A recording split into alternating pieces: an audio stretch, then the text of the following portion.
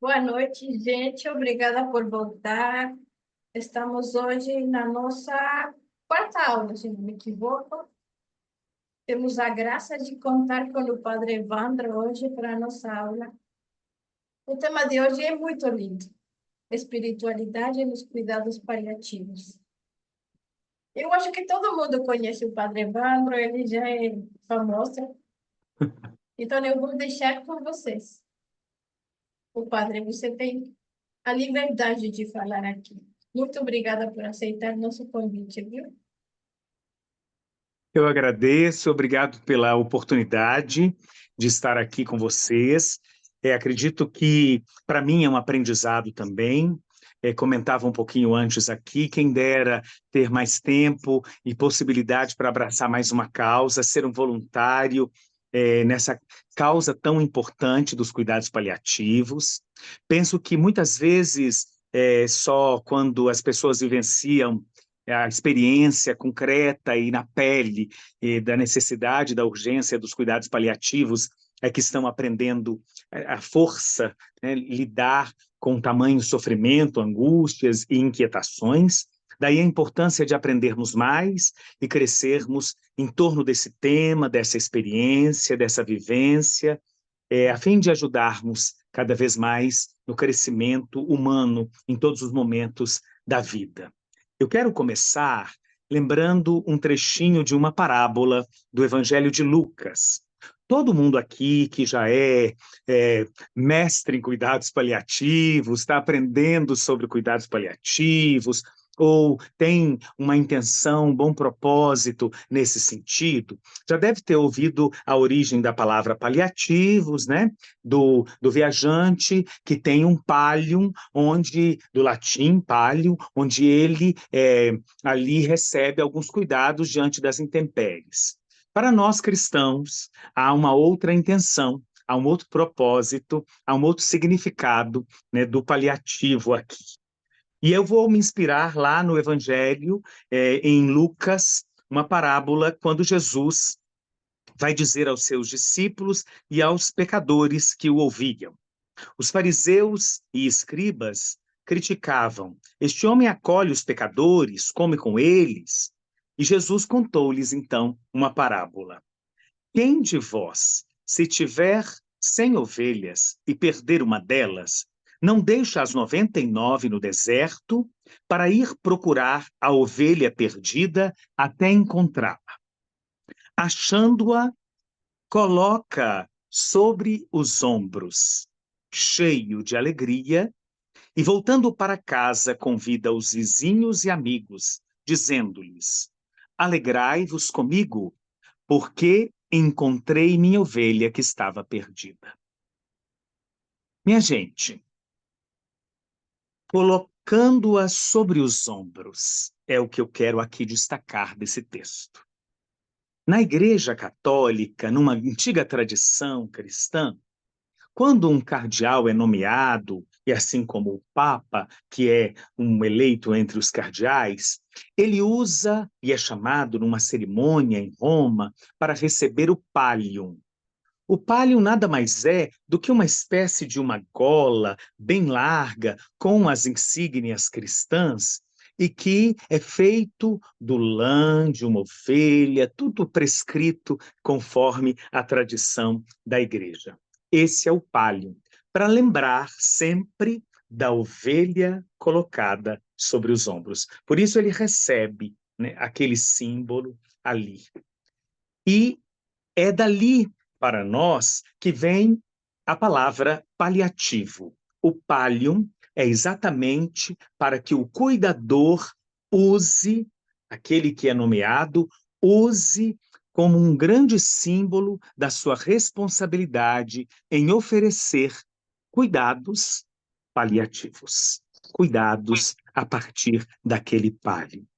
E todo tipo de cuidado nos vem aqui à cabeça agora para que a missão seja bem cumprida.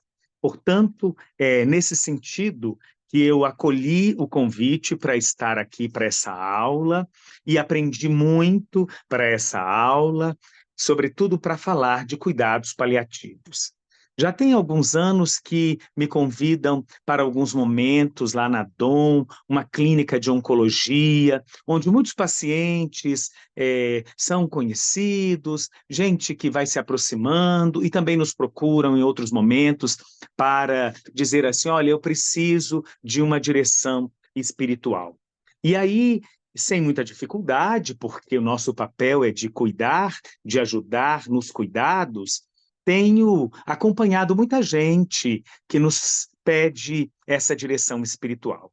O convite para falar aqui sobre espiritualidade no contexto dos cuidados paliativos me encheu de esperança em saber que tem gente procurando conhecer mais e servir com tudo aquilo que pode em uma experiência profunda para ajudar diante do sofrimento de tantos irmãos e irmãs a humanizar profundamente os momentos de dor e de sofrimento. Talvez isso nos torna ainda mais humanos, nos torna extremamente capacitados para o enfrentamento das dificuldades da vida que todos enfrentamos. Quem dera se não precisássemos passar por determinadas experiências para chegar à compreensão, né, da necessidade de uma profunda espiritualidade diante da dor do outro. Mas é tempo de tanta controvérsia entre nós, de tantas angústias, que de repente nos deparamos com pessoas que, mesmo diante da dor, perdem completamente o sentido e não conseguem se agarrar a absolutamente nada, porque não tiveram uma base, não lhes foi oferecido nenhum tipo de bagagem espiritual a fim de enfrentarem os momentos. A palavra espiritualidade, ela aqui ganha um leque aberto. Primeiro, o seu sentido de um movimento humano para encontrar significado, para encontrar um propósito. Talvez a ideia da quinta essência, né? Quando a gente tem um propósito, quando a gente tem um significado para a vida, nós podemos falar em espiritualidade, bem amplo, abrindo o máximo que posso aqui a ideia para não restringir a um outro significado que também é muito forte, o significado da relação com o sagrado. Prefiro, de fato, a ideia de movimento humano por sentido, por propósito. Mas é claro, o sagrado no campo da espiritualidade é algo que nos remete à transcendência, que nos ajuda a pensar naquilo que está muito além das nossas possibilidades de alcance e que, portanto, pode nos servir muito quando nos aproximamos disso que é, inicialmente, tão distante. Bom, espiritualidade é próprio do ser humano. Assim como religião, antropologicamente, faz parte de uma história da busca por se compreender. Nós somos uma espécie que perguntamos sobre o sentido da vida, para onde vamos, e, portanto, nessa inquietação antropológica, nessa nossa busca por encontrar sentido para a nossa vida, a espiritualidade ela cresce, ela vai ganhando dimensões, né? Desde as pinturas mais rupestres, ali onde alguém desenhava a própria existência e depois deixava um vazio porque alguém faltou, alguém não está ali, e uma inquietação e dúvidas diante daquilo que não está mais, nos remete muito a essa ideia de como que nós, na nossa existência, vamos sempre buscando entender melhor onde é que nós estamos, né? Mineiramente falando, oncotô para oncovô. E essa busca, ela é muito forte a ponto da gente criar uma cultura. Religião é cultura. É um conjunto de significados que nós vamos dando para as coisas, vamos ali referenciando algumas ideias, bem diferente de espiritualidade, um movimento que perpassa tudo, que pode dar um sentido bonito para muitas coisas que nós fazemos, muito mais do que religião. Quando pensamos, por exemplo, quero aqui citar um exemplo bem simples, alguém que está preparando, como as freiras no convento preparam as hóstias para serem servidas no altar. né? Ali tem toda uma preparação ritual, pois aquilo será sacramentado. Mas lá na cozinha do terreiro tem uma cozinheira fazendo uma oferenda especial com toda a oração e carinho também para que aquilo seja oferecido com todo o sentido e significado daquela experiência religiosa. Por trás disso há algo muito maior, há uma crença muito maior, há uma busca muito maior. E, nesse sentido, a religião pode ser restrita, ela serve ali para fundamentar um contexto ritual, ao passo que a espiritualidade ela vai mover aquela freira e a cozinheira lá da Umbanda a fazer a pipoca colorida para o orixá e as hóstias do convento para o serviço do altar. Sem comparar, porque nada aqui é para carregar significados religiosos, mas para entender que talvez mais simples ainda é pensar a água é a espiritualidade, o copo é a religião. Nós todos precisamos da água para beber, para viver, e aí é muito restrito pensar que nós estamos aqui para dizer de religião. Nada disso. Existem muitas experiências religiosas riquíssimas, próprias da cultura, de todo o contexto cultural em que vamos crescendo e aprendendo. Mas mais do que isso, o humano busca espiritualidade, busca alcançar o que transcende, busca esse sagrado que muitas vezes nós almejamos e nem sempre acessamos com facilidade. Diante da dor, ele vai aparecer muito, e diante do nosso olhar de compaixão sobre aquele que sofre, nós também precisamos nos alimentar muito de espiritualidade, ter uma espiritualidade solidificada e profunda, a fim de oferecermos, de fato, aquilo que temos para ajudar alguém na qualidade de sua vida. Repito, né, sem comparar absolutamente nada das religiões, mas para deixar bem claro que nós todos precisamos, sobretudo diante de determinados momentos, de um alimento, de algo que nos sustenta muito mais que a espiritualidade pode nos oferecer. Olha, diante do nosso grupo aqui, e quando falamos de cuidados paliativos, lembramos muito das enfermidades, né? A saúde integral, ela depende muito de alguns elementos, entre eles o vínculo das pessoas, né, a forma como as pessoas encontraram sentido para as suas relações, e tantas outras coisas, tantos outros elementos, eu quero destacar aqui, sobretudo, relações e vínculos. Muitas vezes, nós queremos responder aos anseios e às demandas diante da dor do outro, desconsiderando que tipo de relação, de vínculo ela criou no universo da espiritualidade, no universo do sagrado. Portanto, um bom agente, um bom cuidador, um bom evangelizador, um bom servidor diante dos cuidados paliativos, ele precisa ter, em primeiríssima mão, a consciência de que estamos diante de alguém com uma história de vida. E nessa história, muitas experiências de vínculos de fé, de vínculos de espiritualidade e, às vezes, vínculos religiosos.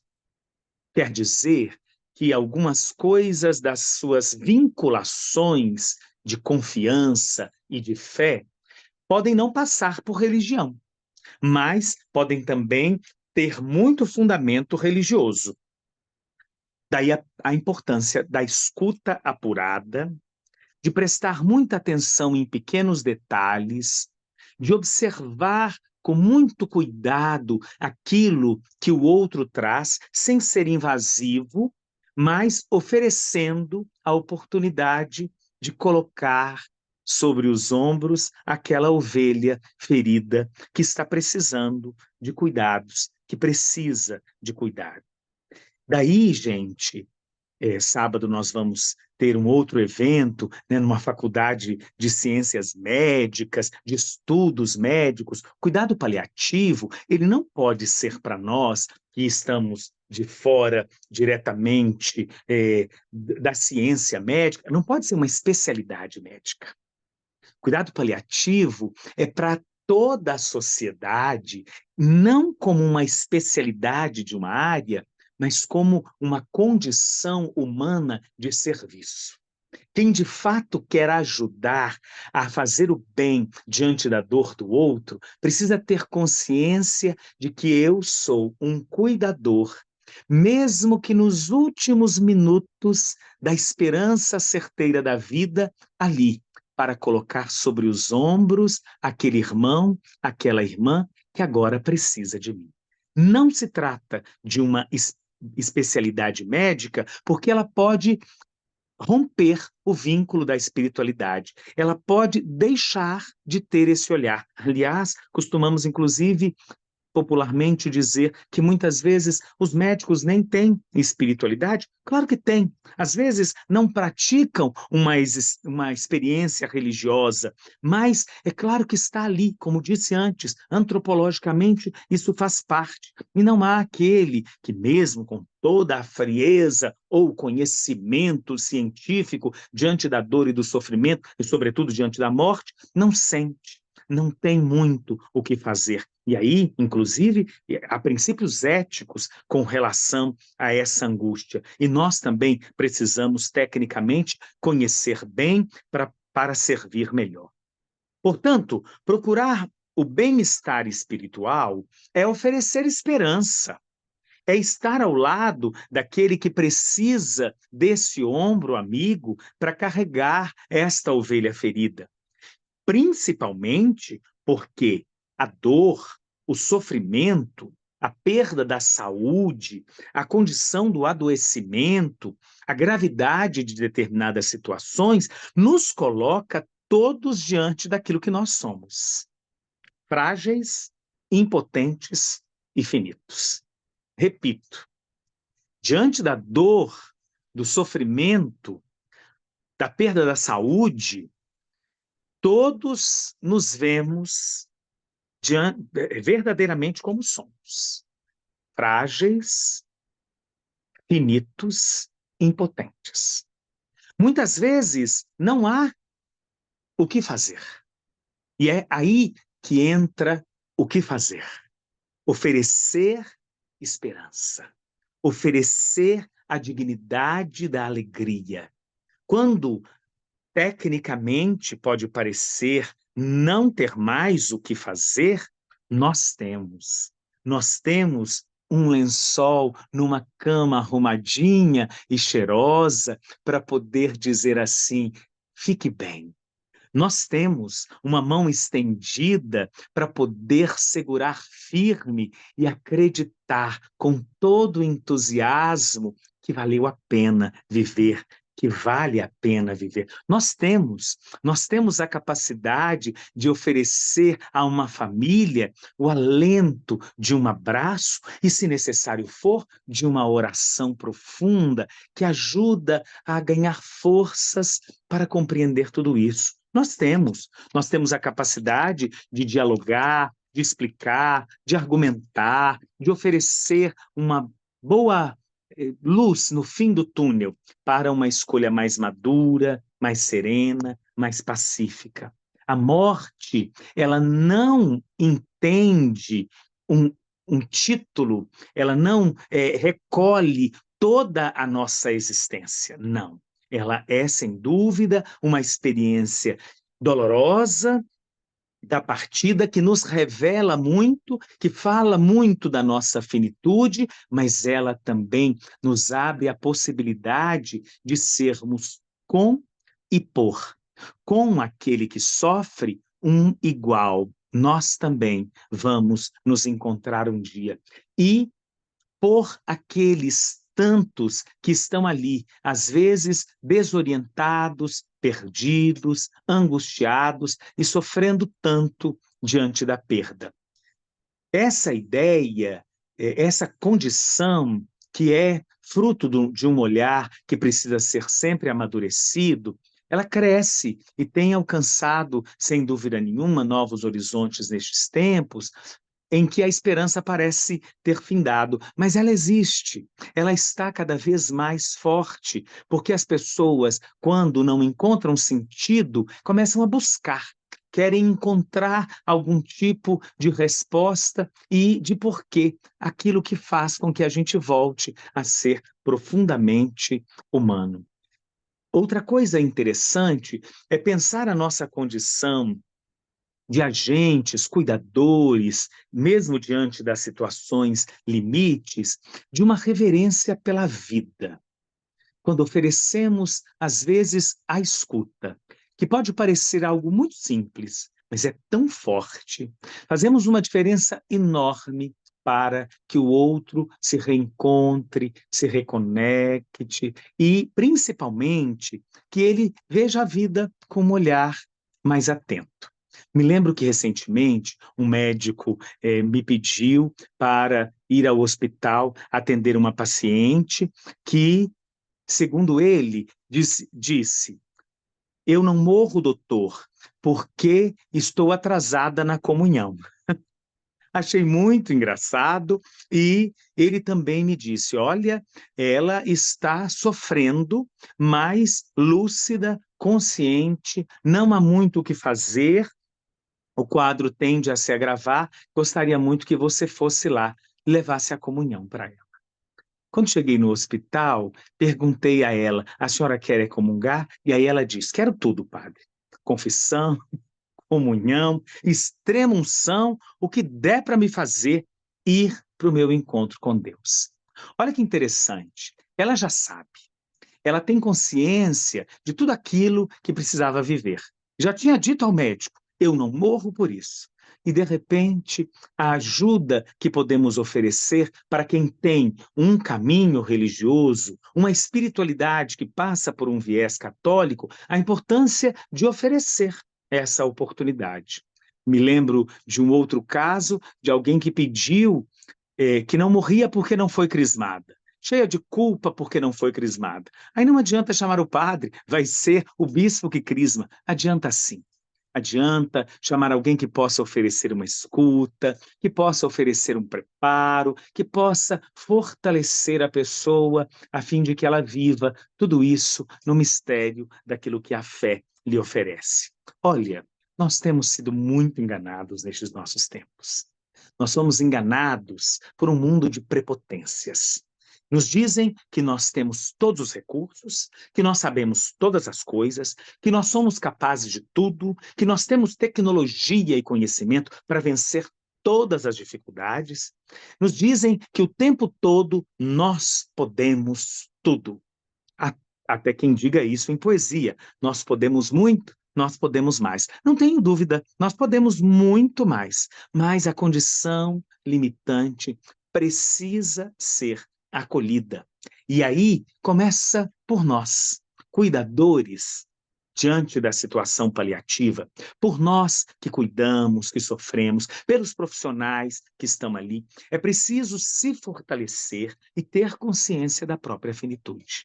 Nós precisamos estar muito atentos ao que somos e saber que, de fato, por melhores que sejam as condições, por mais capacidade e conhecimento que tenhamos, nós somos cercados de dúvidas, de incertezas, de limitações. Perder isso de vista é nos colocarmos em uma situação quase que anestesiados diante do sofrimento do outro e entender que nós também podemos e somos humanamente vítimas de tudo aquilo que a vida nos traz. Não nos distanciamos de tudo aquilo que é próprio da nossa existência. Queria falar agora de um outro olhar que acho muito interessante no Evangelho, e aí citar aquilo que ontem ainda falava diante da literatura bíblica muito rica na liturgia. A igreja sempre tem, aos domingos, um trecho do Evangelho que é próprio para ser lido em todo o Brasil, em todo o mundo, perdão, no mundo inteiro, né? E Ontem alguém questionava Jesus sobre como alcançar a vida eterna. Como alcançar a vida eterna. A ideia da eternidade é muito forte. Eu até fiz uma interpretação para os nossos dias. Diz, quem de nós não quer ser eterno, gente? Vocês vissem o tanto de creme que eu uso para manter essa pele jovem e bonita, né? O tanto de tinta nesse cabelo. Quem que não quer, né, eternizar determinados momentos da vida? Mas, para além desta impressão de eternidade, o caminho da espiritualidade nos cuidados paliativos é apresentar também alternativas de uma visão eterna da alegria de viver, das experiências bem vividas, né? De tudo aquilo que foi experimentado com intensidade, com sentido profundo. Como foi interessante durante os minutos, os dias finais do meu pai, gravar a fala dos netos e colocar em um fone de ouvido para que ele pudesse ouvir e rir. Ele sorriu na UTI, cheio daqueles aparelhos todos, né? E quando colocamos o fone, ele deu um sorriso. E quando a minha mãe já não queria mais enfrentar aquilo ali, que era um sofrimento imenso para ela, o marido indo embora, então falando, mamãe, grava tudo que a senhora quiser falar para ele. E colocamos ali o fone de ouvido e as lágrimas desceram. Meu Deus, mas ele não estava sedado? O que estava acontecendo, doutor? O que é isso, né? A escuta está apuradíssima. E como aquilo era um alívio para todos nós perceber aquilo tudo. Nos momentos finais nós estávamos juntos lá, eu e meus irmãos, e rezávamos, né? Eu rezava de um lado, a minha irmã respondia do outro, eu rezava de um lado, a minha irmã do outro, e era tão interessante que ele, ali naquele processo todo de sofrimento, terminando a sedação, e ele mexia a cabeça para um lado, mexia a cabeça para o outro. Essa é a nossa condição, isso é próprio da nossa existência, e o nosso sofrimento humano, físico, ele também tem uma dimensão espiritual. Por isso a pergunta do Evangelho de hoje, que eu quero aqui retomar, né? O que devo fazer para ganhar a vida eterna? Não há muito o que fazer. Atenção, para nós que somos voluntários aqui no Projeto Lopes, também, olha, já estou me sentindo voluntário no Projeto Lopes, né? Para nós que acreditamos que é possível, sim, ajudar a colocar essa ovelha no ombro, não há muito o que fazer. Não existe receita pronta. Primeiro, porque a vida eterna, na dimensão da espiritualidade, ela é ganhada, é um presente. O que devo fazer para ganhar é presente da graça de Deus. O que devo fazer? Não é preciso se preocupar com o que fazer. O máximo que podemos é oferecer esse ombro para conduzir a ovelha ferida ao encontro maravilhoso com a graça do acolhimento, da dignidade, do respeito. A doença produz um sofrimento, mas quando, mesmo na dor, conseguimos oferecer o ombro que dá sentido, cresce ali a dimensão do espírito enquanto movimento para um significado de vida. E esse significado tão forte é que ajuda as conexões a se apurarem. O que fazemos, que é tão pouco ou quase nada, é perceber como o outro se conecta com a gente, como o sofredor se conecta com sua família, como se conecta com momentos da própria história, como ele se conecta com a natureza. Olha, era tão difícil o dia que ele falava assim: eu quero ir para a roça. Meu Deus, arrumar uma ambulância, alugar aparelhos, cuidador, fazer aquele movimento todo, não podia ter muito baque. Minha Nossa Senhora, mas quando ele chegava lá, e sentava, ainda às vezes com aparelhos, diante da varanda do jardim e ficava olhando a montanha, as plantas, as flores, uma conexão profunda. Aquilo já era para nós um alento gigantesco. E como se conecta consigo mesmo? É muito difícil. Muito difícil aqui, às vezes, conseguir descobrir como que alguém, no momento terminal, pode estar se conectando consigo. Mas é muito importante oferecer espaço para que ele possa fazer isso. E, normalmente, passa por uma experiência do sagrado, que é aquela experiência do mistério, né? Eu me lembro muito bem, antes da última internação, ainda lúcido, sem sedação, quando, sentado ao lado da cama, perguntei: papai, o que o senhor está sentindo? Aí ele falou assim: eu estou cansado. Eu estou muito cansado. E aí eu usei aquilo que nos conectava. E o Senhor sempre me ensinou, quando a gente está cansado, o que que a gente precisa fazer? E aí ele me respondeu, descansar. Daí para frente, eu não precisei dizer muita coisa. Só falei assim, descansa, descansa. Começamos o processo dos cuidados paliativos ali.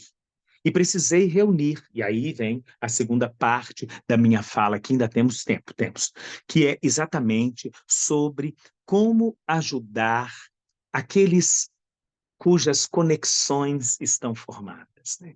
Não há muito o que fazer e não existe receita pronta. Aqui eu não tenho receita pronta, eu sou ótimo na cozinha, mas aqui não sei fazer o bolo que a gente vai entregar para a família, que vai aliviar toda a angústia. Não, não tem nada disso, tá? Do ponto de vista da espiritualidade, que aqui também vai nos ajudar muito, né? O que podemos oferecer? O que fazemos enquanto agentes dos cuidados paliativos, voluntários diante da dor, homens e mulheres de boa vontade, que também sabem o sentido do sofrimento, das angústias e preocupações, o que podemos oferecer é, em primeiríssimo lugar, sempre a escuta fraterna. A escuta que nos permite entender um universo de sentidos ali, que nos permite perceber quão profundo é aquele ser que está em angústia para aqueles que estão se despedindo, para aqueles que estão cansados no cuidado, para aqueles que não sabem qual a decisão melhor agora, e diante de tantas falas e protocolos, não seremos nós. Mais um protocolo ou fala cheia de respostas para poder oferecer. Em último lugar, falaremos de uma experiência religiosa que possa valer, como se a do outro não fosse um solo sagrado. Proselitismo, nunca, em hipótese alguma. É preciso rezar assim, é preciso pedir assado. Isso não existe.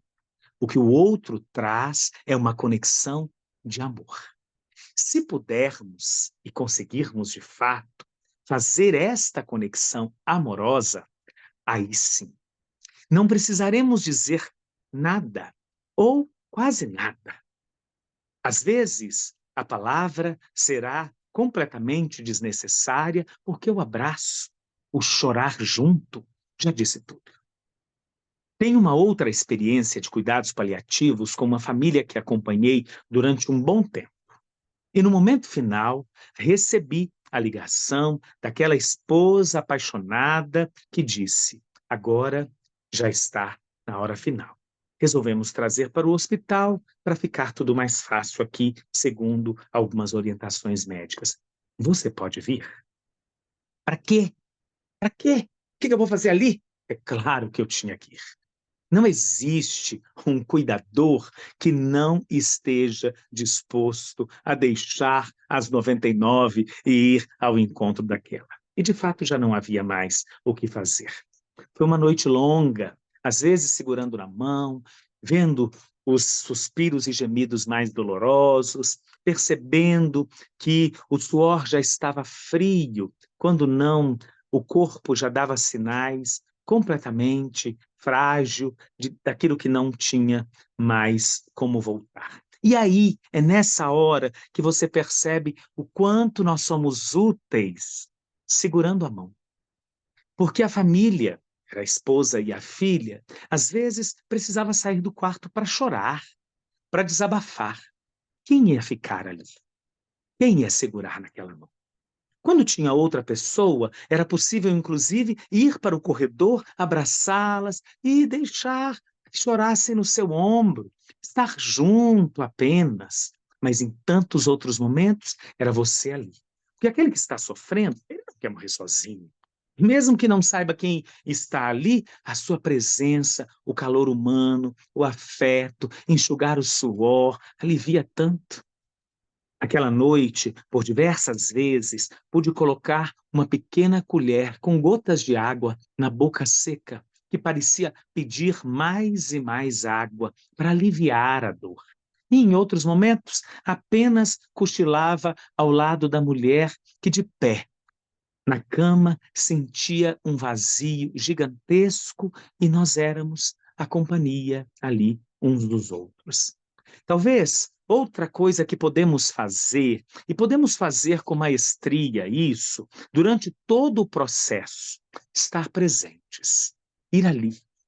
Às vezes não temos muito o que oferecer, mas se pudermos ao menos fazer aquela visita fraterna, oferecer um cafezinho da tarde, e aí me lembrei aqui agora de um cafezinho da tarde, também com um paciente em cuidados paliativos que queria comer empadas feitas em Cachoeira da Prata. As empadas foram encomendadas e quando chegaram, ele pediu que ligasse para Padre Evandro para poder ir tomar café. Larga tudo e vai. Larga tudo e vai comer empadinha de Cachoeira da Prata, tomando café, porque esses momentos valem por uma eternidade. Isso transcende a nossa condição. Isso nos potencializa para sermos, de fato, agentes curadores. Na mesma época, eu estava passando por isso. Na mesma época, tinha que sair de Sete Lagoas várias vezes para levar o meu pai na hemodiálise, outra hora para a oncologia, aqueles tratamentos terríveis, e experimentei uma angústia gigantesca que vou deixar para relatar no final. Mas também nós somos curadores feridos. O mito do curador ferido, que eu só descobri depois, é muito interessante. É alguém que oferece muito de si para o cuidado do outro, que está o tempo todo ajudando a curar as feridas do outro, mas esconde muitas vezes as suas dores. Isso é gigantesco.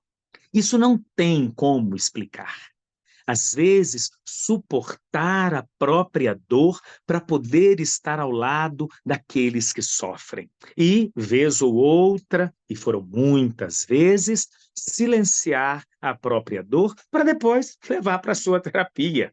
Olha, nós que somos voluntários do Projeto Lopes, precisamos, vez ou outra, de grupos terapêuticos, rodas terapêuticas para aliviar a nossa dor. Quando não, de um bom acompanhamento terapêutico, sim, para dar conta da sua dor, de momentos de espiritualidade fortes que possam te conectar com o transcendente e te manter firme, né, nessas missões tão desafiadoras.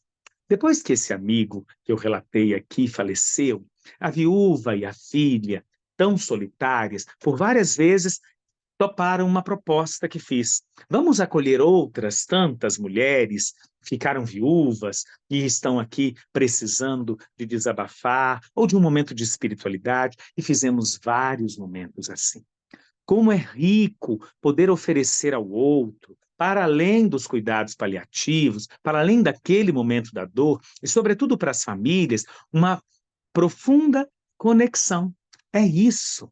Talvez espiritualidade nos cuidados paliativos seja exatamente estabelecer profunda conexão, estarmos interligados e continuarmos juntos, um amparando o outro, oferecendo o ombro para ajudar o outro. Algo mais que podemos fazer para essas famílias? Respeitosamente, é preciso descobrir a conexão religiosa que trazem. Às vezes as pessoas não preferem cortar o assunto, né? Tem alguma religião, há uma série de protocolos que os médicos hoje podem usar, né? Na oncologia, sobretudo, alguns costumam usar, Mas se a gente se oferece e pergunta um pouco sobre um diagnóstico espiritual, ou qual é a sua espiritualidade? Vocês têm alguma religião? Tem alguma espiritualidade? A melhor de todas a maioria vai dizer assim, eu sou católico, né? Para cortar o assunto. Ou, às vezes, o tom da resposta já vai dizer assim, eu não quero falar sobre isso, né? Mas talvez para nós seja importante ler Viktor Frankl para poder entender que a espiritualidade, esse lugar da conexão com o transcendente, ele está ali de alguma forma. E às vezes ele é muito carregado de rótulos preconceituosos. Eu tive que falar aqui numa aula que vai ficar gravada, porque usei a freira que faz a Eucaristia e a mãe de santo que faz a pipoca, e os nossos preconceitos são tão grandes que nós, às vezes, não respeitamos aquilo que é profundo de conexão amorosa na vida do outro.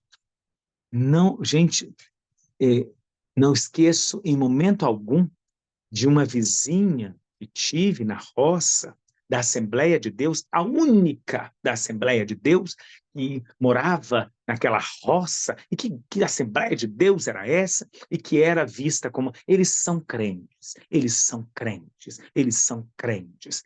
E me lembro amorosamente da minha avó, que visitava durante a enfermidade dessa irmã nossa, todos os dias e levava notícia para a família para poder ajudá-los a enfrentar a dor.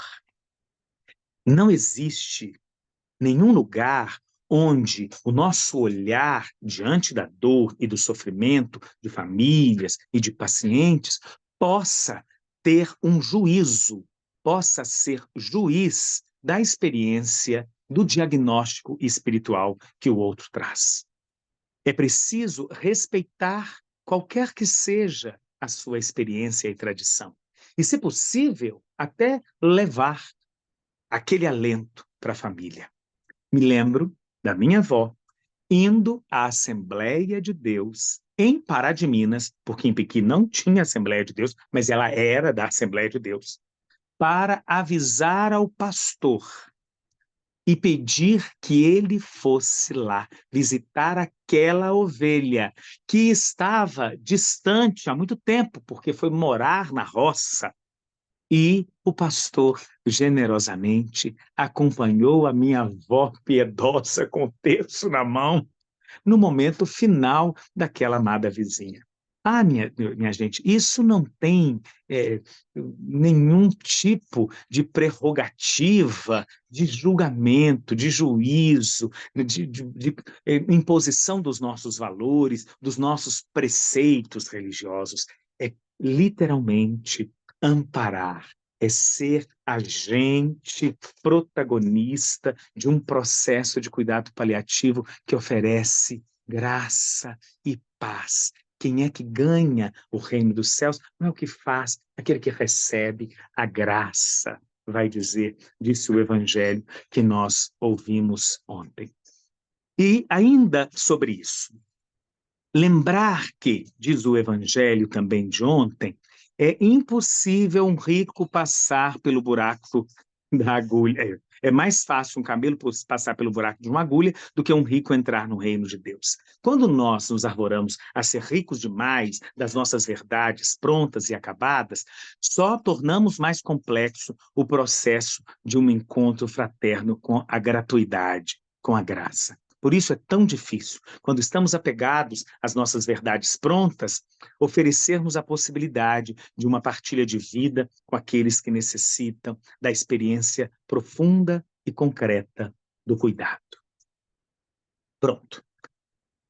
Depois, vocês já tinham me pedido o texto, aí a gente reorganiza. E quero partilhar uma experiência muito difícil na minha vida, diante dos cuidados paliativos, porque tudo começa desde o momento em que a doença se instala, né? Cuidado paliativo não é no momento final, não é na última hora. Se tem uma doença cujo tratamento, as condições todo o conhecimento científico vai apontando naquela direção. Opa, apareceu um negocinho aqui. Ok, voltei. E aí, tudo ali faz parte desse processo. E eu me lembro quando, depois do diagnóstico, depois de começar o tratamento, o cabelo do meu pai começou a cair. Imagina para quem quer eternizar-se nessa beleza toda. Vocês acham que eu aprendi com quem, né? Esse cabelo pretinho e tal. O dele também era a mesma coisa. E aí, vaidoso, ele, logo depois da primeira sessão, ouvimos o médico, ele passou muito mal depois daquela quimioterapia, e o médico disse: o cabelo do senhor vai cair. Quando chegamos em casa, ele pediu que eu rapasse a cabeça dele. Nossa, mas aquilo para mim era sem lugar. Não tinha a menor condição. E eu até tentei, mas eu caí em um choro compulsivo. Era algo forte demais e difícil demais. Nessa hora, eu precisava de alguém do Projeto Lopes para poder estar do meu lado, para poder dizer assim, não, vamos com carinho, com muito cuidado aqui, né? Vamos achar aqui um jeito para poder aliviar. E eu via o sofrimento dele. E aí eu chorei muito, e meu irmão, que é muito duro, cheio de si, das suas ciências e verdades, deixa de ser bobo. Pegou o presto barba e rapou a cabeça dele, e eu fiquei completamente extasiado. Dali para frente, sempre que o cabelo começava a crescer, e a gente sabia que logo depois vinha outras sessões, foram 4 longos anos assim, eu sempre pedia alguém para ir lá para rapar a cabeça dele, levava alguém para rapar a cabeça dele com uma maquininha, né, um barbeiro, e assim fizemos. Depois que ele morreu, eu resolvi fazer um curso de barbearia. E hoje, quando me chamam para rapar a cabeça de alguém, e isso não fiz 1 ou 2 vezes, tenho feito muito, né? Como um agente do Projeto Lopes, um voluntário do Projeto Lopes, tenho o meu kit com uma malinha para ir e fazer um serviço de barbearia, compra. De preferência, oferecendo um pouco mais de vaidade, de alegria, de entusiasmo. Talvez uma das dimensões da espiritualidade que nós ainda podemos fazer para sinalizar a alegria do reino dos céus entre nós é oferecermos dons e talentos para aliviar a dor e o sofrimento daqueles que entre nós precisam ser colocados no ombro. Recentemente, fui fazer uma barba e percebi a gravidade da situação.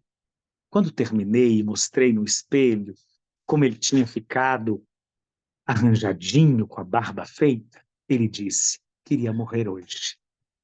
E eu, sem saber muito o que dizer, falei assim: tá tão bonito, né? E aí ele falou assim: eu vou ficar um defunto bonito. Quando terminei ali, como padre, resolvi oferecer a unção dos enfermos. Foi na hora certa. Logo depois, ele faleceu. Essas coisas fazem parte de uma experiência de amor. O que podemos, de fato, oferecer é amor àqueles que sofrem entre nós. O que podemos de melhor dar uns aos outros na função e na missão da espiritualidade, nos cuidados paliativos, é amar. Amar com todas as nossas forças, amar no tempo que temos para que ele aconteça. Amar. Simplesmente amar. E amor tem muitas formas de se manifestar, muitas maneiras de ser traduzido e de ser concretizado. Mas, sobretudo, amar. Tudo passa, o amor fica. Tudo passa e o amor segue dando sentido a muitas famílias, a muitos homens e mulheres que abraçam causas grandiosas para o bem uns dos outros. É por amor que Jesus deixa as 99 no aprisco, conta a parábola e vai atrás daquela que estava perdida. É por amor que ele vai fazer festa quando alguém se sente resgatado, se sente recuperado, É por amor que nós vamos cumprindo essa missão e oferecendo muita força e coragem uns para os outros. Tenhamos sempre boas experiências de amar, de ser amados, de testemunhar o amor e de recebermos também muito amor nesta nossa jornada. Muito bem, gente. Acho que está bom por aqui e eu estou às ordens para algum comentário, pergunta, dúvida, o que a gente puder oferecer aqui como uma ajuda e reflexão. Eu estou chorando com cada palavra. Eu, eu, eu falo que é isso que eu tento expressar muitas vezes, mas minha linguagem ainda é pouca, né? Meu portunhol atrapalha, e você falou tudo. Como é importante ser presença. Como importa somente o amor que fica. Ah, eu estou emocionada, então não vou falar mais. Obrigada, Paulo. Se tiver alguma pergunta, se alguém quiser fazer algum comentário, eu, estudando aqui, comentei com uma pessoa sobre a nossa aula de hoje, até convidei para poder, ela vai poder estar lá no sábado, e aí ela me perguntou assim, olha, e diante de determinadas experiências religiosas, diante de determinadas experiências religiosas, o que que a gente pode fazer? Aí eu falei, como assim? De que você está falando? Aí ela falou da Umbanda, de alguns costumes diferentes, né? E aí ela comentou especificamente, assim, olha, uma vez soube de uma família que recusava receber a transfusão de sangue, e aí os médicos tiveram que bater nessa tecla, e ela é uma enfermeira, e nós na equipe de enfermagem tentamos conversar com a família, mas era uma questão deles. Aí eu falei assim, olha, os médicos vão saber tecnicamente o que pode ser feito, né? Agora, o nosso papel, quando a gente se dispõe, né, a ser solidário nessa comunhão, é entender que aquilo faz muito sentido para eles. Então, o nosso papel aqui é de quem respeita, de quem vai acolher também aquilo que o outro traz, né? E se posicionar ali como quem não vai deixar de estar ao lado daqueles que sofrem. A ideia é essa. O chat está cheio aqui mas são comentários. Que bom poder oferecer um pouquinho aqui da nossa reflexão, viu, gente? São A só Bruna fala. reflexões aqui. A Bruna fala, eu sempre o vi como um líder religioso diferente. Hoje entendi a sua iluminação. O Espírito Santo realmente está em sua fala. Deus o abençoe muito, Padre. Amém. Amém. Que bom. Muito bom, que Eu bom. gostaria de agradecer também, Padre Evandro, pela sua aula, pelas suas colocações. Fiquei muito encantada com suas palavras. Já tive muitas experiências semelhantes e eu gosto muito de trazer, né, para os alunos, para as pessoas, que quando a gente vai visitar uma pessoa que está em situação de doença grave, né, ou até mesmo de fim de vida, nós precisamos ter um olhar e uma escuta, porque às vezes as pessoas querem falar, mas as perguntas precisam ser direcionadas, né? E muitas pessoas não querem falar da morte, mas existem perguntas que nós podemos fazer para que elas abram as portas, né? Que a gente fala, para a gente entrar e conseguir ajudar. E que quando elas querem falar, é rápido. Porque muitas vezes, eu gosto de falar assim, pedido de paciente é uma ordem, porque não dá tempo, né? Na maioria das vezes, não dá tempo de fazer, dependendo da circunstância, não dá para deixar para amanhã, né? É agora, é hoje. Então, a gente precisa ter essa percepção, treinar esse olhar, né, de visitar, aprender, perceber, entender o que está acontecendo naquele lugar e ajudar, né? Naquele momento, tem situações que eu já vivi que não dava tempo de chamar um padre ou chamar um líder religioso, né? Então, a gente precisa estar preparado. O Projeto Lopes tem trago muitos treinamentos, muitas capacitações para os voluntários, para eles aprenderem a identificarem as demandas. E que bom que a gente tem um projeto assim na cidade, né, disposto a capacitar as pessoas, a ensinar sobre cuidados paliativos, porque não é só um médico, não é só um enfermeiro que vai fazer cuidado paliativo, um profissional, um voluntário, né, bem treinado, ele vai conseguir fazer muitas ações de cuidado paliativo. E o que a gente quer é isso, né? Propagar cada vez mais, trocar esse conhecimento, para que mais pessoas sejam beneficiadas, né, por essas ações humanas, de amor, né, de sensibilidade e de ação, né, para que seja um momento ali, já que elas estão naquele momento de dificuldade, de sofrimento, a gente pode diminuir muito, né? Tem situações que não vão deixar de acontecer, mas conseguimos diminuir o sofrimento, é possível. Então, muito obrigada pela sua aula, pelas suas palavras, pelas suas colocações, né? Foi uma aula muito, assim, de muita relevância para nós. Muito Que obrigada. bom, Adriana. Eu que agradeço também. Só partilhando também mais uma experiência, Adriana, achei ótimo quando você coloca aí, né, orientar essas famílias, né, um bom voluntário capacitado ajuda muito nesse sentido. É, experimentando depois, né, tanto a questão do meu pai como em outras situações, meus irmãos nunca tinham ouvido falar em cuidados paliativos, né? E aí foi na faculdade de psicologia que eu aprendi sobre isso também, que não é um assunto socialmente discutido, né? E sobretudo porque quando a gente vê a classe médica, são irmãos nossos que estudam muito, mas às vezes a linguagem não facilita o acesso, né, das pessoas a compreender. E às vezes, quando alguém um bom voluntário, um agente capacitado, está junto com a família confia a ponto de pedir orientação. Os médicos falaram isso. O que é isso? Né?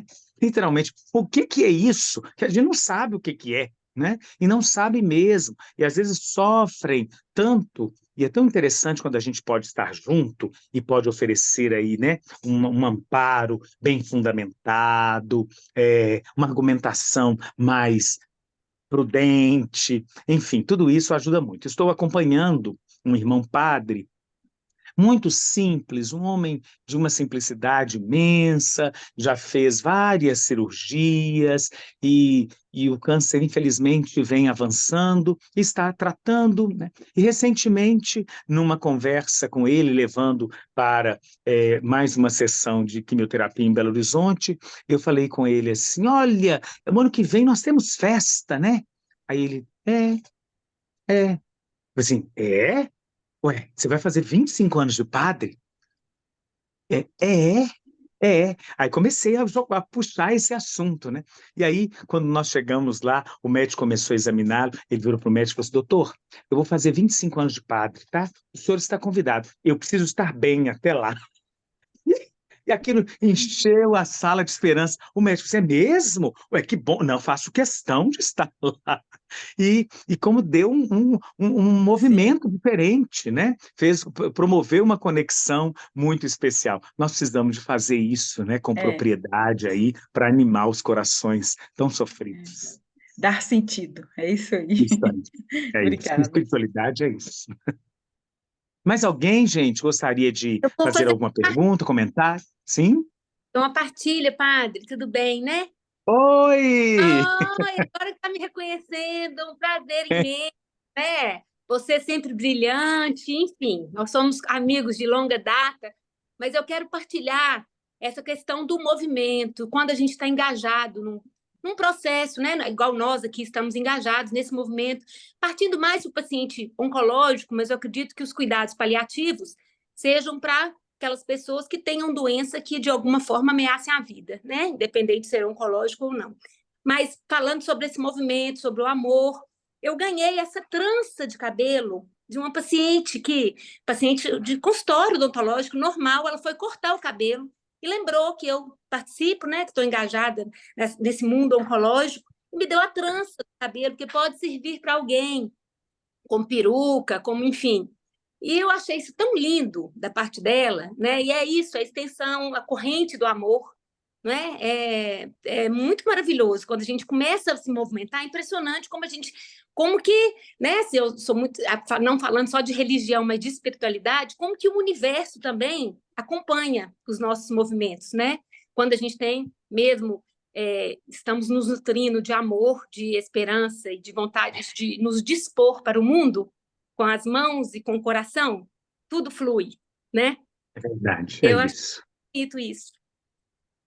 Tranças maravilhosas essas, viu, Ah, Patrícia? Me fez lembrar Rapunzel, as tranças maravilhosas. ela cortou aqui o cabelo e chegou lá com esse presente. E é um presente mesmo, né? Eu já até me informei onde é que eu vou entregar. No Felício Roxo tem, eles fazem essa peruca, porque na Oncoclínica não, eles não recebem. E aí no Felício Roxo eles recebem. Então eu vou entregar lá.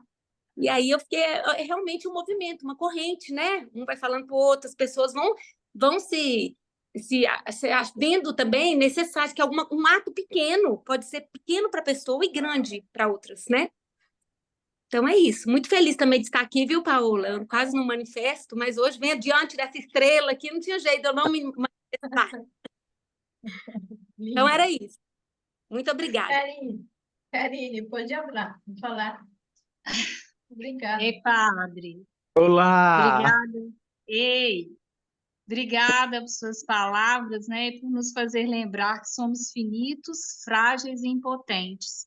Porque eu acho que diante desses momentos finais, é isso que vem para a gente, né?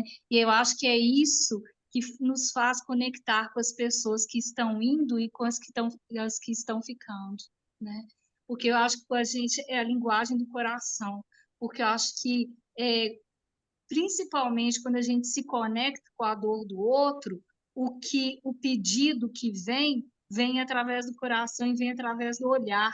Eu acho que às vezes não tem nem palavras, mas com o olhar a gente conversa, com as mãos, com o abraço, com o toque, né? A gente chega perto do outro dessa forma, porque a gente também não sabe o que o outro precisa nesse momento, né? Igual você comentou, e a Patrícia também, né, do cabelo, e a gente, a quem chegou aqui, ó, meu gatinho, o que chega é aquilo que dói no outro. Aí você contando do seu pai lá, no dia do cabelo, eu lembrei da Michele, minha irmã, depois de uma químio lá, estava ventando muito, eu carreguei, coloquei dentro do carro, e aí na hora que eu sentei e fui para o volante, veio um vento forte, ela tinha um cabelo grande, o cabelo dela soltou da cabeça e cobriu o meu braço, eu olhei para o meu braço cheio de cabelo, fechei o vidro rápido, tipo assim, uma tentativa de parar o vento, para não bater no cabelo dela e soltar. Ela virou e falou assim, Karine, abre a janela. Na hora que ela falou, abre a janela, ela falou assim, deixa o vento levar. E naquele momento eu falei assim, deixa o vento levar, deixa ir o que não tem jeito de parar, né? Porque a tentativa da gente, às vezes, é de tentar parar, que aquele cabelo não caísse, que aquilo não estivesse acontecendo, porque acho que um dos momentos mais difíceis para ela foi ver aquele cabelo cair. E para mim também, porque aquilo representa realmente a falta. Você olha para a pessoa e falta, e está indo. E deixar ir é uma das coisas mais difíceis. Deixar ir quem a gente ama é uma das experiências mais dolorosas que eu já passei na minha vida. E acho que, mas só porque hoje eu agradeço a Deus por ter passado tantas coisas difíceis, porque agora parece que eu consigo ajudar outras pessoas a transcender esse momento, né? E eu acho que é isso que faz da gente, voluntários do Projeto Lopes, conseguimos essa conexão com as pessoas, porque somos todas pessoas que transcenderam uma experiência de dor. E só após essa transcendência a gente consegue entender a beleza e a importância desse momento de partida.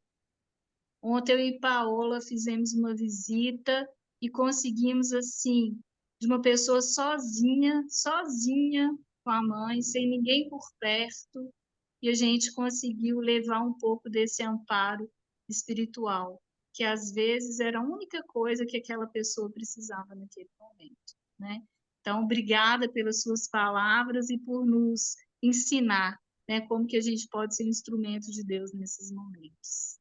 Muito obrigada. Pois bem, Karine, que bom, obrigado pela partilha. Isso é espiritualidade, né? Por isso eu gosto da espiritualidade como movimento. Esse movimento que corta o cabelo e doa, e aí o outro já é agente para poder levar esse cabelo para a peruca. Você que partilha conosco essa visita, esse é o movimento que faz com que aconteça de fato uma dimensão transcendente diante da dor que é próprio da nossa existência, que é da nossa vida, né? E tem uma outra questão na espiritualidade, eu não toquei nela aqui para não confundir mais com muitas coisas, que é quando nós encontramos pessoas sobretudo diante da dor, do sofrimento, à espera de um milagre, né? Que às vezes a esperança dela, ou até a experiência religiosa que ela traz, é de um milagre.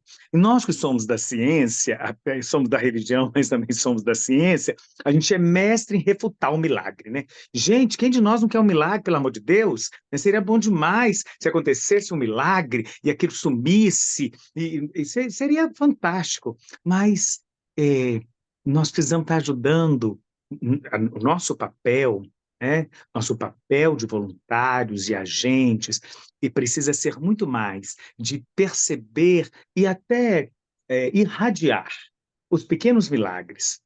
Um cabelo cortado, né? Uma presença fraterna ao lado, a visita, né? O vidro que abre e deixa ir, essa fala profunda, deixa ir. Os pequenos milagres, né?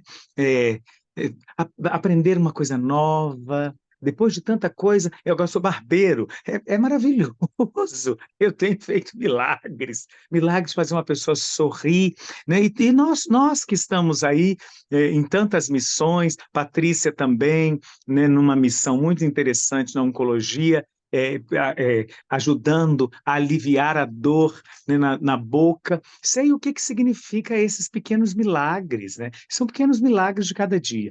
E aí, Karine, nós sábado estivemos juntos, presenciamos a alegria de um milagre. Você viu que eu não estava me aguentando, né, naquela Nossa, eu celebração. chorei mais do que a mãe. Mas é maravilhoso, né? O milagre da vida, gente. Nós estamos partilhando aqui porque Karen participou comigo de uma celebração no último sábado e era um batizado de uma história assim, muito bonita, de muita dedicação, de muito amor, que a gente está acompanhando há algum tempo. E são coisas assim incríveis do amor que Deus coloca na nossa vida, que são os milagres de cada dia. É isso aí, né? E essa moça que a gente visitou ontem, ela faz mini jardins de suculentas. E aí eu convidei ela para depois ela dar uma aula para os voluntários do projeto para a gente montar jardins de esperança. Maravilhoso. É isso. Esses são os pequenos milagres de cada dia. É, isso mesmo. É isso que falamos em cada aula, né? Em cada milagre que nós olhamos. Fazer xixi milagre, eu falo em todas as aulas. Gente, fazer xixi é um milagre. Nós estamos deprimidos, estamos distraídos de tanta coisa boa. E aquela menina de ontem nós falávamos, não deixe que seu medo seja maior que seu amor. Fala com mamãe. Mamãe, obrigada. Vai com Deus. Tá tudo bem, mamãe. E foi um momento tão mágico. Então, isso da espiritualidade é tão linda, tão importante de entender, né? E que é tão simples, como você fala, é tão simples e tão significativo. Ai, Padre Evandro, muito obrigada. Pois bem, que bom. Estou às ordens, né? Quem quiser falar comigo, sou uma pessoa aí bem acessível. Eu costumo dizer assim, Padre Evandro, 24 horas, tá? Eu sou, né, sou padre 24 horas. Precisou de mim, estamos aí às ordens, né? Tem hora que a gente está mais cansado, mas vamos firmes, né? Um ajuda o outro. E estou muito feliz de estar aqui.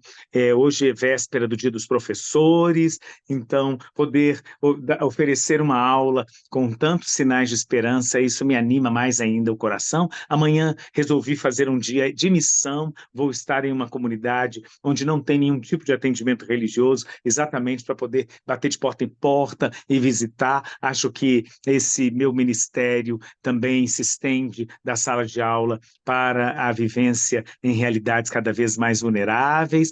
E vou visitar uma senhora que vai fazer esse mês 100 anos nessa comunidade Lontrinha de Cima, ali no Alto da Gineta, à direita, não tem um processo de urbanização, essas situações mais interessantes. Lá tem uma senhora que vai fazer 100 anos. Você imagina, né, quanto cuidado paliativo a gente pode estar oferecendo, e pelo que eu estou sabendo, ela já está ansiosíssima com a chegada do padre na casa dela amanhã. Vai ser um cuidado paliativo, né? Um presente, daqui para lá e de lá para cá. Estamos juntos, viu, gente? Ai, eu Mas eu sou adorei bem... aquela comunidade e a história dela, de saber que com 100 anos ela ainda vai à missa. Eu adorei aquele lugar. Se precisar de Você ajuda, pode me viu? chamar. Que bom. Só tem mais uma menina que está querendo falar. Janaína, pode falar antes de fechar. Paulo, eu criei coragem para falar, né? E talvez nem sei se eu vou conseguir falar, porque eu tenho que agradecer vocês, porque a gente está passando por um momento muito difícil, né? E o projeto veio a calhar, porque uma tia-mãe está com a leucemia, né? Então, para a gente foi um baque e deixar os nossos medos de lado. Eu acho que a primeira coisa quando a gente recebe o diagnóstico, às vezes assim, a gente sabe antes da pessoa, né? Então, ela já tem 83 anos, né? Então, assim, e ela fala que ela vai viver até os 90. E quando, assim, a médica vira, a primeira coisa que eu falei, que perguntei à médica, depois que ela saiu e recebeu o diagnóstico, foi que eu perguntei para a médica, quanto tempo? Eu preciso saber o tempo. E aí a médica fala, se o tratamento der certo, nós vamos ter 1 ano e 6 meses. Então, isso, para mim, foi abrir um chão. Né? Então, a gente larga a nossa vida, né? Os nossos medos de olhar para a pessoa e dar esse amor. E fazer todos os dias ser útil da melhor forma. Então, o projeto vem para tirar todos os meus medos. Então, na hora que o padre fala do cortar o cabelo, ela pergunta para a médica, né? Meu cabelo vai cair? Aí a médica falou, não, não vai cair, né? Provavelmente não vai cair. Ela falou, então tá ótimo. Então a preocupação dela é toda essa. Então, assim, ela toma injeções, ela faz transfusão de sangue, ela não reclama de nada, ela só sorri. Então você sabe que ela está sofrendo todos os dias, mas ela sempre está sorrindo. Então, assim, às vezes eu deixo de visitar. É uma pessoa que eu ia todos os dias com medo. Então, eu acho que para a gente virar um voluntário, a gente tem que tirar o medo. O medo da perda, o medo de falar com ela, né? O medo de não ter a cura, porque ela fala, né, do milagre. Ela fala, eu confio em Deus, eu confio em Nossa Senhora e vai dar certo. E a gente fala, vai dar certo. E é isso, fazer os dias ser os melhores dias. Igual sexta-feira ela estava internada, tomando uma transfusão de sangue, e sábado ela me liga e fala, vamos no shopping, que eu preciso ir no shopping. O shopping lotado de gente, a imunidade lá embaixo. Vamos no shopping, né? Vamos no shopping. E agora, semana que vem, é aniversário dela. E ela quer ir para a roça. Então, quando você falou, nossa, ele levar meu pai para a roça, né? Aí, quando eu pensei, ela vai para a roça, vai. Só ela e a outra irmã. Ficar lá 80, então vai, né? Eu falei, vai com Deus, né? Vai. E a gente fica com o coração na mão. E, assim, às vezes, a gente não quer que elas façam as coisas. Não é com ruindade ou cuidados externos, né? Assim, em excesso, mas é o medo. Então, acho que a única coisa, assim, que é... Desculpa estar prolongando, mas, assim, Acho que a maior dificuldade nossa, né, eu falo minha, é tirar o nosso medo, perder o medo, né, para que essa espiritualidade, que esse amor vai além desse medo, né? Não o medo da perca, mas o medo de ser impotente na hora ali, né? O que fazer? Então foi assim, não tem mais o que fazer, né? O tratamento é paliativo, né? No sentido assim, é só não ter o sofrimento, mas além da medicação, o que eu posso fazer para os seus dias serem os melhores? Para não ser até os 90 anos, mas ser os 90 dias, ou os 90 minutos, ou os 90 segundos, né? Então é esse o meu papel hoje. Então, assim, eu sei que a minha presença às vezes é o que eu posso dar, mas tem hora que a gente não dá conta, né? Então, a primeira coisa que eu falei à doutora Flávia, que é a médica dela, oncologista, foi a primeira coisa que eu falei com ela. Tem coisas que eu não vou dar conta, igual estar no hospital, eu não dou conta, mas eu quero estar, mas eu não dou conta. Então, como a gente faz isso, né? Então, o projeto vem com esse trabalho de vocês, assim, brilhante. E hoje a sua fala, Padre, foi de uma espiritualidade, de um Espírito Santo assim, gigante. Então, eu só tenho que agradecer. Muito obrigada. E desculpa prolongar mais, mas eu Sem precisava problemas, parar. Janaína. Muito obrigada. Deus te abençoe muito nessa Amém. missão, muita força, né, para a gente poder dar conta. E olha, vamos nos fortalecendo, né? Juntos a gente se fortalece para poder dar conta de tudo isso que a vida nos traz, né? Eu quero ler aqui: a vida não deve ser corroída pela tirania do egoísmo mesquinho. A vida é encontro, é interação, é comunhão, e a nossa existência faz sentido nesse grande ato, desde o útero até a morte, quando nos planificamos disponíveis para um trabalho conjunto, repleto de esperança, alegria, em meio às tristezas, vitórias e fracassos. Despontamos luminosos na esperança de estarmos todos um dia no abraço infinito do colo de Deus, onde não existe mais nenhuma dor. Essa é a nossa esperança, é isso que nós trazemos. Gente, foi uma alegria enorme estar com vocês e contem comigo, tá? Qualquer coisa que precisar também, Janaína, estou às ordens e vamos seguindo juntos e sábado nos encontramos lá, né? Gente, eu posso tirar uma foto, por favor? Antes de tirar a foto, eu quero que todo mundo repita comigo. Meu amor é maior que meu medo. Sempre que Meu tiver medo, amor é maior. lembra, eu amo tanto minha mãe, eu amo tanto meu pai, eu amo tanto meu filho. Eu vou superar meu medo. Domestica o medo e você vai ser testemunho do maior milagre. Domestica o medo, respira. Meu amor é maior que meu medo. Vamos tirar foto, gente? Espera aí, vou colocar tudo junto. Foto 1, foto 2, foto 3. Obrigadas a todos, obrigada, Padre, mais uma vez. Quem precisar, pode contar com o projeto Logo sempre, viu? Boa noite, gente.